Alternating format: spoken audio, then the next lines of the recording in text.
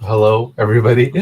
Well, welcome to the game production panel. Here I am alongside Milo Smiley, who is the production coordinator at Infinity Ward. And I'm also glad to be alongside James C. Tall, who is the digital game producer at Andrews McMeal Universal. Sorry about that. And Milo Smiley's pronouns are he/him, and James C. Tall's pronouns are they/them. So give him a warm welcome. Okay. Now, to begin the panel, uh, I'll let you guys introduce yourselves. So we could start with Milo since he's on my right hand side. Let's start with you. Why don't you give us a short overview of your journey? Like what you study, kind of a quick rundown of your history and basically how you got to where you are now. Sure, yeah. Hi y'all, I'm Milo, but you already know that. I am a game producer with another life as a writer I'm from small town Florida, but now I live in LA because I came here to study interactive media and game design at USC. And I just graduated this past December, so I'm pretty new to the field professionally as well. But I've had the chance to work on a bunch of student and indie projects at USC and a little bit of industry experience as well as the writing intern at Insomniac working on Miles Morales and as a production intern at Blizzard on the classic games team. And then right now, as Richard mentioned, I'm currently a production coordinator at Infinity Ward. Awesome, awesome. Surely you have a lot to tell us about your experiences. So next up, James Tall, give us an explanation about your journey, how you got to where you are. Explain yourself. Yeah. My name is James Tall. My pronouns are they, them. I've worked in the industry since the late 90s. A majority of my career has been spent on countless projects, ranging from everything from first party and third party commercial games, government contracted serious games, educational software, and licensed properties, Spike Television, Nickelodeon, Dish Channel, AMC Network, Star Wars, and the Elder Scrolls. As mentioned before, I'm currently the digital games producer for Andrews McMeal Universal. I'm also the regional coordinator for the IGDA's Northeastern U.S. region. And I also serve on IGDA's anti-censorship and social issues steering committee. I have over 20 years of game production experience, and I'm happy to be here to chat with all you lovely folks about game production. Thanks. Got it. And we're all happy to have you. Just a quick reminder, if the audience has any questions, to leave it in the Q&A section at the end, and we'll be sure to give you guys some time to ask these lovely folks your questions. So, question 2. Give us an overview of your position. So what exactly do you do? What are your responsibilities? What's a typical day like for you? And is there something that people wouldn't expect about your current job or whatever it is that you're currently doing? So I guess this time we can start with James. Oh, switch up. What exactly I do is I manage the production of all games for AMU on the digital product side. I act as liaison for us as the stakeholders and third-party game developers, and like oversee their day-to-day development on multiple platforms. Like right now, we're doing HTML5 and scheduling, budgeting, making sure quality assurance is taken care of, monitored for the product's lifecycle. Basically, I'm the gatekeeper of all the milestones as things go throughout production. And I just kind of list all those responsibilities. Another one of them is also maintaining the product roadmap, making sure that all the key members of each discipline are talking to each other and kind of planning out the game as well. And a typical day with me is just doing stand-ups with developers and other department leads, having sync up and brainstorming sessions with branding and game design, and other parallel initiatives for the game, and tons of backlog grooming, backlog grooming meetings. And I could talk more about what that language even means if you don't know what that means. One thing that I guess you wouldn't expect is that when you're a producer or a product coordinator or anyone on the game production side, it's less about knowing everything and more about getting solutions through discussions with everybody else and maintaining a process. So like you don't have to be the master of code to be a game producer, but you have to have a basic understanding and be able to talk to game engineers. So that's one of those things, like you're jack of all trades, master of none, but you're also responsible for the game's launch.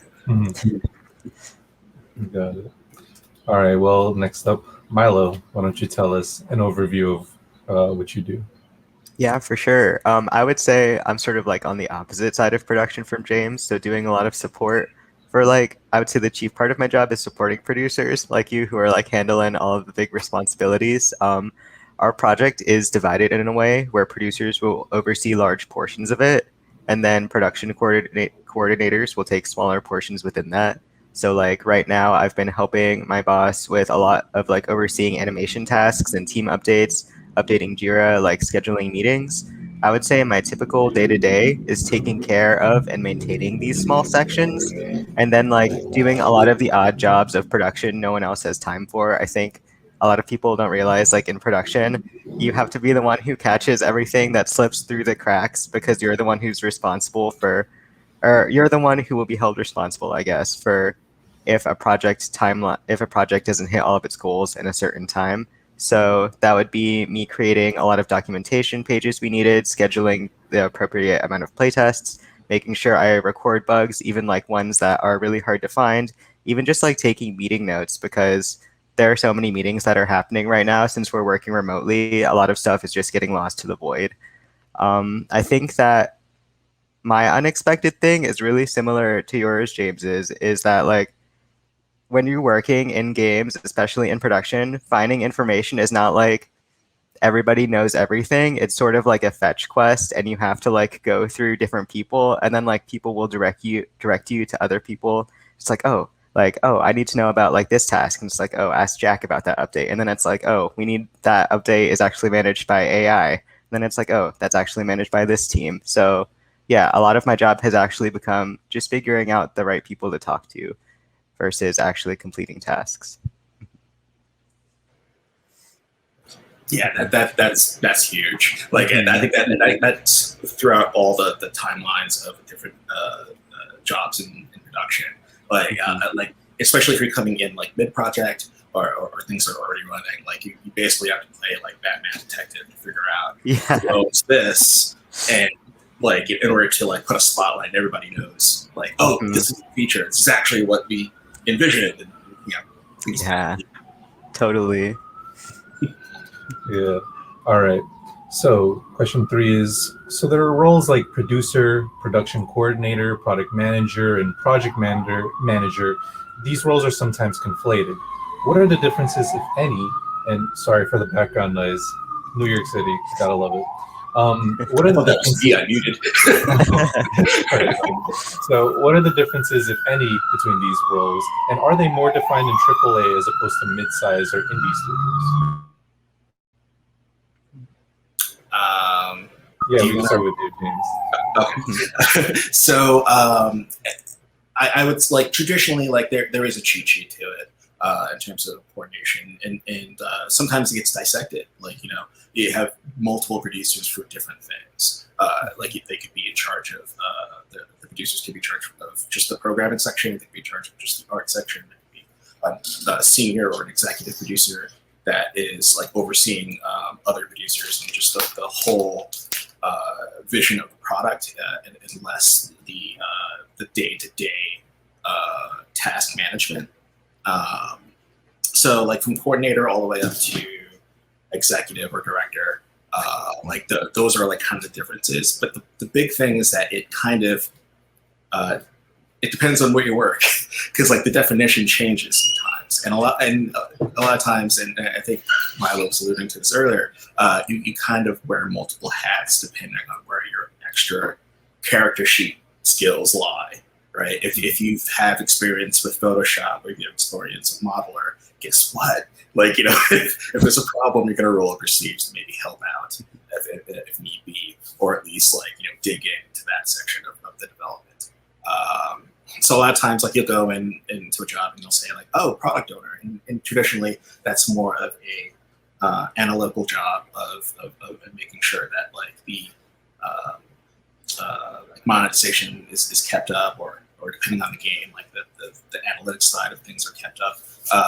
But it could also mean, guess what? You're doing completely project manager work, which is literally like all that task management, Scrum, Agile methodology, all the like nitty and gritty production things. So sometimes even the place you work for doesn't really like hold strictly to those words. You have to pay attention very hard to like, what your responsibilities are when you apply to something. For sure, yeah, that's exactly what I found, where it's like there's not exact definitions for every role, but it's like it's more about people managing different parts of the project, and it's like who has a say on what. Especially, I have found though in my experience that like for sure your roles are more explicitly defined in like larger or like AAA studios versus mid-size or indie studios, just because like I found in indie that if you have a generalist or like multiple skill sets, that's usually flexed more because you have like smaller teams and like you get the opportunity to work on just like a few different areas and like flex those different areas of creativity. But in AAA, it's a lot more focused on having you in one specific role just because they have like a larger team. So it's like, why would we have two people doing half production, half level design when we could have one person doing production all the time and one person doing level design all the time? I don't think that it hurts at all. In fact, I think it really helps at all levels to have like skill sets in multiple areas and to at the very least understand what all departments do and like how they work beyond like a surface level. But yeah, I would say in general, you will be doing more work in like the role you have versus getting to work in other fields in AAA is what I found personally. Got it. So the next question for you both is, what are the skills, soft and hard, that someone needs to have to be successful in your job? And are there specific software programs that you would use in your workspace? We could start with Milo. Yeah, absolutely.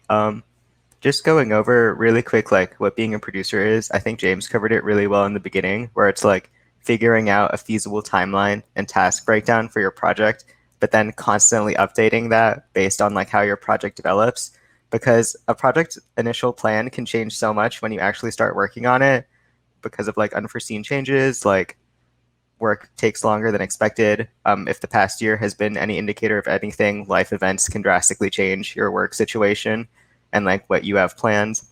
So I would say like one of the best skills you can have in production is to just like work on stuff with people or even try to produce yourself on a project. But at the same time, I know that can be like really difficult and not entirely accessible because it's like hard to make things and it's hard to find people to work on for things. But I think that understanding how a project breaks down and like how creative ideas develop into reality is something that's really important. I think that in terms of tools, a lot of what I worked with is Jira, which is unfortunately a paid task management software, but there are a lot of free ones like Trello and ClickUp that I've worked with as well on smaller projects. And then spreadsheets, Excel spreadsheets, Google Sheets, you have to learn them. I do so much work in Sheets. Yeah, that's like the biggest part. Yeah, definitely relate to Sheets. So James. Yeah, very well said. Like Sheets in general, Google Sheets and just Microsoft Excel has been foundational, depending on where you are, whether that's indie or AAA. Like Mike was saying, like project management skills are key, even if you're at that executive level. Being able to talk to people, like that's a huge thing, and it's simply stated, but at the same time, you have to understand how to converse with folks. It's not a job where you're just like do this, and then they just go off and do it. like you're also kind of cultivating like, hey, can we do this? If we can't do this, what are the concessions to it? Like, like you being the one to uphold the vision, you also have to kind of play middle management between upper management and developers, like in the sense of, well, they can't do this because reasons, and then, well, what about this? Like, or if someone asks for a request for a game that's a feature, you also kind of have to sit down and not just follow orders and go like, yeah, like, we're going to do it. You have to go like, well, what are you actually looking for? Because sometimes people don't know. They assume like this is what the feature they want, but the outcome they're looking for, it might be 2 weeks for a developer to do as opposed to 6 months of the big thing that they were asking for. So like being able to talk to people, being able to kind of like hear them out on what they're trying to develop in order to make it happen, that's a huge personal soft skill that you need to have. Like Milo said, understanding all the processes behind development in all their disciplines, like that is also key. The last thing you want to do is like paint a developer into a corner because you didn't know what you were talking about, or commit to something that the team cannot do. Like that's the worst thing you could do. Having those executive decision-making skills are relevant for this. In terms of software, I also Jira. I think I'm the only. Somebody on Twitter like had a joke. It was like, if you like Jira, you're a cop. Like, basically, like nobody likes Jira except for project managers. And but I worked on it like for years, and I love it until I hate it. Usually I hate it. Like, I've worked on with Confluence, which is also an Atlassian conjoined suite. I think Atlassian also bought Trello, even though Trello is free. So Trello's free, but with upsellable features. It's usually like the main go-to I recommend for folks who just can't afford a project management software because you just can't ban your way into development. And even apply some Agile Scrum stuff to it by cheating. I've worked with Handsoft, which is kind of like Jira. I prefer Jira over the Handsoft. Favreau was actually like a really cool development tool that I used when I was working at Sparking Hands on Elder Scrolls Legends. And it's like more digestible for folks who hate the layout of Jira, but also has all the principles of that you want from Jira. Microsoft Suite, SharePoint, Google Suite, and just like having familiarity with Slack, Discord, or MS Teams, like in terms of chat communication, especially nowadays that most of us are remote. Yeah, Jira very much seems to be the the controversial point as to whether or not you like it, but I can understand that. It's a complicated relationship. Yeah. All right, so to the next question. What life, work, educational experience helped you the most in pursuing your career? So we can start with James. It's weird because like before I got into games, it didn't even strike me as a career path at all. I got into it because I applied to like a summer job while I was home from 1 year after my first year of college, and I applied to it as a summer job when I saw it, and immediately fell in love with it. And it was QA like that I got started in at Acclaim Entertainment, and I just like loved not only just like being a part of the process, but just like, oh, these are my people. Like having people with the same passions for games, just working with them was also a big lure for it. And I think just having like a passion for games, like if you were playing games nonstop,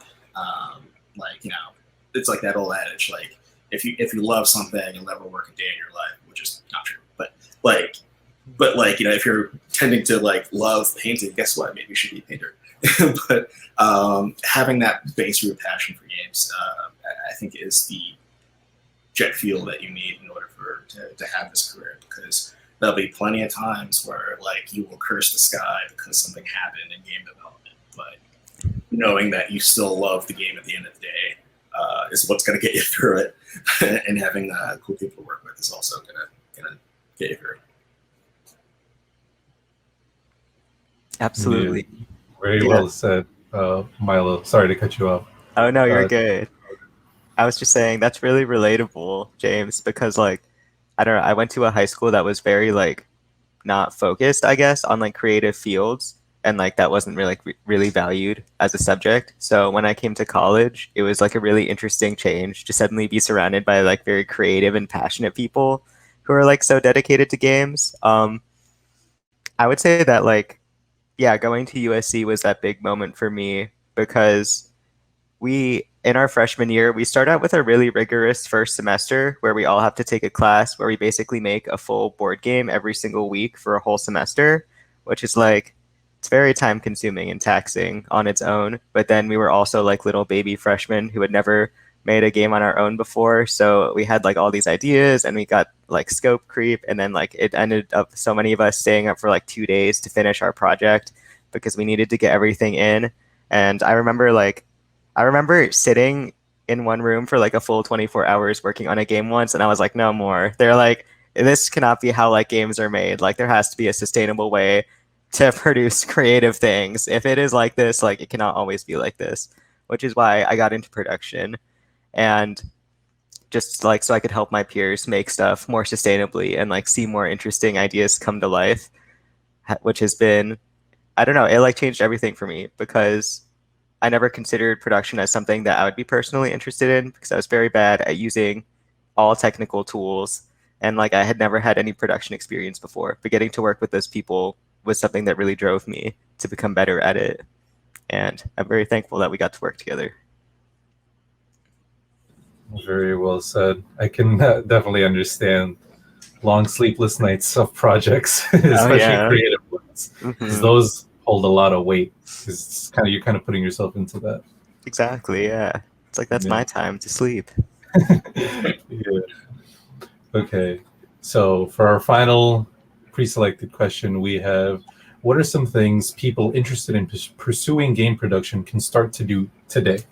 So we can start with James again. First off, read up on software production methods. Agile and Scrum are like these iterative processes that you can learn about. Even honestly, if it like not to be a geek about it, but like you can apply these to your life if you're just kind of like, I got things personally I need to do, like like following these things or attacking these things in this way, like actually help you. My partner and I do that all the time. Reading up on those processes, going to events and groups and stuff like this, going to game jams and looking for folks who want to make something, like volunteering or applying to be their gatekeeper or project manager for that game. That helps. You'd be shocked how many people don't want to track everything in Excel for a game project. So like sometimes like that, that opportunity is there, and you sit there and you wonder like, how am I supposed to have like all this resume build up? Like a lot of that is going to these things, developing things with people, win or lose, like make a game or game that goes bust, like you're making things. So then you build up a portfolio that way. Like that kind of steers off that whole entry level with 1 to 3 years experience paradox that you see with any get the game development job, like production or otherwise. Like get out there and, like Miles said, like produce your own stuff. Like doctors make the worst patients, and I'm terrible at managing myself as opposed to other people. But that also helps. Like just like get into that practice and that process and apply to internships, because those are I'm noticing are now like the entry way into games as opposed to going into QA and like kind of like branching out or just staying in QA. For sure. Definitely all of that. I wish I could retweet everything you said because yeah, all of that is so important. Like game jams, learning product methodologies, understanding the software that production works in. I even had down like, yeah, producing your own life. I like break down my own to-do list into like tasks and subtasks and like compartmentalize it and like production standards. So I can like, I don't know, it just like makes it easier to organize things. But getting into that mindset is so important. I would also say like just like watching talks or like documentaries or just like doing research on the production of other games that you really enjoy. There's a lot of stuff out there about like folks' production processes, and there are a lot of producers in the world who like love to talk about that or like just give project war stories. Um, I would say like, if I could offer any other piece of advice than what was already said, I would say like try to be really humble, but also don't sell yourself short. The cool thing about production is I feel like you can learn something from everyone you meet, but at the same time, you're a really valuable part of the process. Do not be afraid to like apply to things and build up your portfolio, even if you don't meet all of the requirements. Like James mentioned, the 1 to 3 years of experience paradox. If you meet other requirements on that job application, if you have the skills, you should just apply anyways, because a lot of times, if you have the relevant skills and responsibilities and can prove you can do the job, they'll skip over that. Very good advice. Thank you to you both. Okay, so we have currently finished all of our pre-made questions, and if the chat would like to send their questions, then I will ask them. Okay, let's see. So the first question comes from Anthony Fulco. I hope I'm pronouncing your name right. I'm sorry if I'm not. But can you just apply to a production position, or do you have to build your way up to it? And I guess that was kind of touched on the last question. But to reiterate it, to have you guys not repeat yourself, create your own projects, produce your own projects, even if you're afraid you might not be good enough for it, and apply to internships. Just put yourself out there. And another aspect to that is like, it's a unicorn, right? Like you would put that out there because you're looking for someone who will do all these things, and it's about the money pay gap thing. So like, it's like, oh, you could do all this stuff, but you're looking for entry level pay. Awesome. Like that's also another factor that I've noticed some companies do. So it doesn't hurt to apply, because chances are that unicorn does not exist. And if you're just trying to start out, that's a perfect way to do it. Like, don't be hampered by seeing the 1 to 3 years experience. You can justify that eloquently on the interview, if need be, but don't let it Absolutely. Yeah, exactly. Your skills, I think, are the most important thing for when you're applying to a position. And if you can really hone those, then you should be in a good spot no matter what.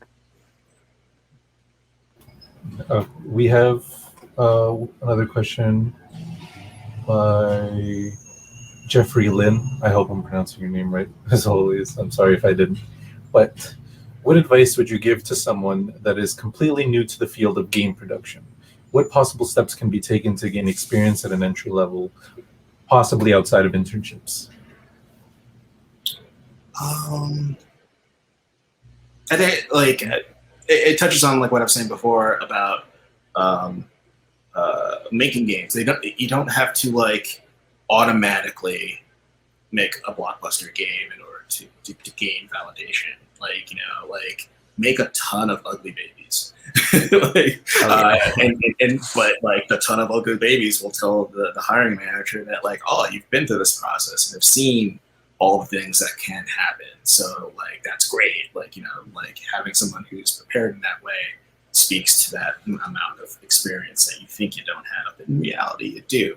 And even if it's not a paid position, even if it's 3 friends, I was going to say in a basement, but we can't do that right now. But 3 friends on Discord who are making a game together, that counts. That completely counts. Whether that game makes $1 or if it it becomes the next runaway hit. Just be a part of a group and make your own stuff.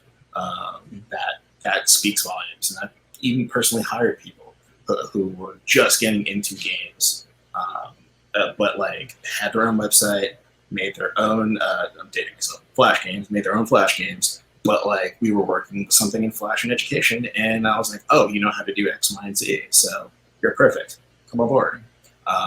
That stuff counts. Yeah, definitely all counts. Um, yeah, game jams are such a valuable resource, I feel, for like finding people. If you can go on like itch.io, there are usually a lot of free game jams there where you can just make an account and sign up, and it'll like automatically pair you with a team. For sure, don't be super precious about your work. The sheer volume of bad games that my peers and I have made, you could build like a small mountain versus like the games that get like a lot of, I don't know, like a lot of coverage or like get featured and stuff. Like there are a lot of bad games to be made out there, so you can learn the process of making games and like slowly get better at it. Um, yeah, I guess the most important thing is to just get out there. Very well put. I'm not sure if there's another question. I'm trying to see if this one is 18 minutes ago, so it should have been during our time.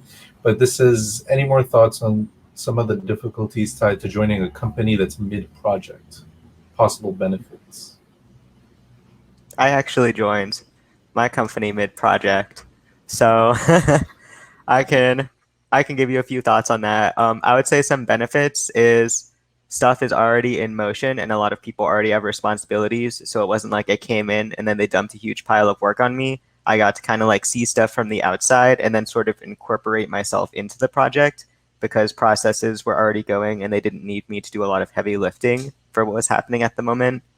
Some difficulties are you have to get like into understanding what the project is, what people understanding like that whole network around it of people and what they're responsible for and how they're all connected and how to like talk to specific people when you need specific things. And also like learning just like I guess everyone's language because when you're working on a game dev project, there will be like a lot of nicknames for people or a lot of nicknames for places and like objects and like learning that second language is really important. Otherwise, you won't understand anything that's going on in meetings. And then learning how just like everything's organized and formatted in the database was a big learning curve for me. But like I said, I didn't have a ton to work on at the very beginning because people were already working on things. So I was able to like slowly come into it without creating too many error JIRAs, thankfully. Yeah, like that.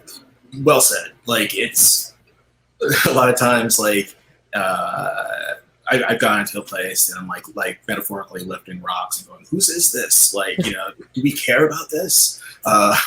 Like I've even gone on projects where they had like a beta milestone in 2 weeks after, like, and it's my first day. Oh my God. And after just like doing all like sifting through, I'm like, hey, where's your GDD? And I get handed like something that's 10 pages, and I'm like, oh no. And then, and then, like, I find everything. I realize we're nowhere near close to beta. Like, it has this alpha.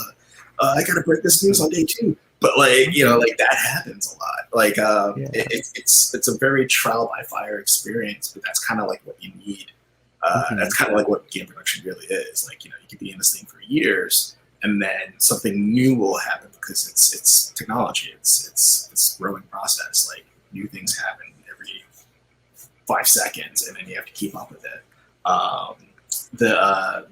The other thing also I think that like is super important, like when you're like coming in at these projects, is to have like some sort of mid post mortem. Like if you're a producer, like the project's not over, but like, you know, there's a change shift in management. So therefore, like your job is to say like, all right, show of hands, who hates this? Like, you know, like, and find out like what they think is working, what they think isn't working. Because like the last thing that folks want to hear is like, oh, there's this new producer on the project. They are literally carrying the torch of the thing you've been complaining about for 5 months. Enjoy, like, you know, that, like, you know, talk to the team and get a consensus of like, you know, what they think is working well, what they don't think is working well. And it's surprising to them who's already there to find out like, oh, I didn't know like this person hated this. Like, we actually don't have to do this. I don't even care about it.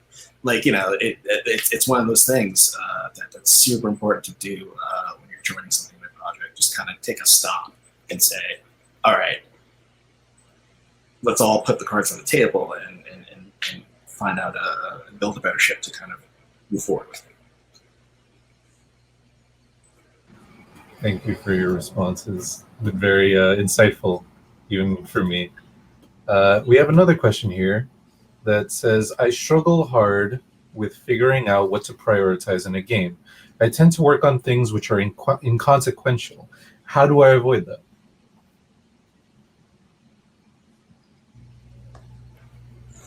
In terms like, and this could be a completely different answer than Milo, because there's more than one way to kind of attack this. But I usually try to put things in buckets. Like, I spoke earlier about backlog grouping, and usually what that is like somebody makes a task like, we need red, red baseball. Actually, no, that's a terrible analogy on the one. Red baseball caps. Scratch that. We need soda cans in the game. Like, it's super important. And then like someone makes a task, it sits in the backlog forever and ever. But then like you'll have to go in there and kind of say like, why was this important? Like, what? How do you build this? Like, is it marketing? Are you cool with this? Like, can you do something with this? And then you start building like a feature bucket, basically, to something. And that could be like huge amounts of like stories that break down into tasks and subtasks and things of that nature. But you're kind of like listing out instead of someone saying like, yeah, I'm going to put that soda can in the game at some point. Nobody's talking about the aluminum you need, the paint you need to paint the can, the bubbles, the carbonate, all the stuff that like goes into this thing. Nobody's talking about, and then all of a sudden it's like, yeah, that'll take 2 days. In reality, it's going to take like 5 weeks to amass this thing in the game. So in order to not like kind of like run away from like in terms of prioritization, you kind of define and build out things, like whether it's like your project goals, whether it's your epics, whether it's your stories, and then all of a sudden you start to realize like, okay, this thing that's super important is going to be a month. This thing that's not that relative is 8 months. Then we can start talking about priority. Now we can start like seeing like where it fits within a roadmap. We get all the things that we're like, oh, okay, this is super important. It's going to take 6 months, but it's worth it. Now we start to build our schedule around the big hulking ship that we're building that will, amass to the fleet of things that is going to be the game. So it's kind of like an organic process once you've sat down and kind of branched everything out. Oh yeah, it is so organic. It's not like you make the whole schedule for the project and then you're done working on the schedule for the project and then you just do all the tasks. So much stuff will come up. So much reprioritization will come up. Some stuff you might just not end up doing at all. You might cut it because it's like, oh, this no longer matches the vision. I think that what has helped too, along with what James has said, is figuring out what you're trying to deliver with your game. Like, what are your player experience goals and what you want the player to experience, and then building from there your priorities. Like, oh, we have this rock that hasn't been done yet that like needs to be really detailed, but like the player doesn't really see this rock. Like, is this really a high priority? Versus like, oh, we still need to get walking in the game and like jumping, like, and this is like a walking simulator, so that might be like more core. So I think like considering what you want to deliver and helps you to prioritize what you'll need for that, like implicitly, I would say, because if it's not like, you can see how everything connects to those central values, and if it's like very, very far away from those central values, maybe it's not as important to work on at the moment. Got it. All right, we have another question that says, can you just apply to a production position, or do you have to build your way up to it? I believe did we answer this earlier? Sorry. Sort of, yeah. I guess the short answer is you can apply to it, but try and build up some of those skills at least, and work on some game jam games or games on your own in order to apply. Unless I've seen it like maybe a handful of times. It's a 0 experience. Like, that's how you know how like desperate or how on fire things are. If apply, of course, but hopefully by that time you've at least lived a life in some of the disciplines and worked on your own personal stuff or stuff on with a ragtag team of friends. Absolutely. Yeah, you can't have no experience, but you should or you can't have no skills and just like cold apply. You should learn some stuff first. But yeah, I don't think you need to be an absolute pro before you apply for like an associate position. Yeah, sorry to cut you guys off. We're out of time. I apologize if I missed anybody's questions. But thank you so much, Milo and James, for your time and for allowing us to get a lot of insight into your careers. So Mhm. thank you. Thank you. Happy to be Open here.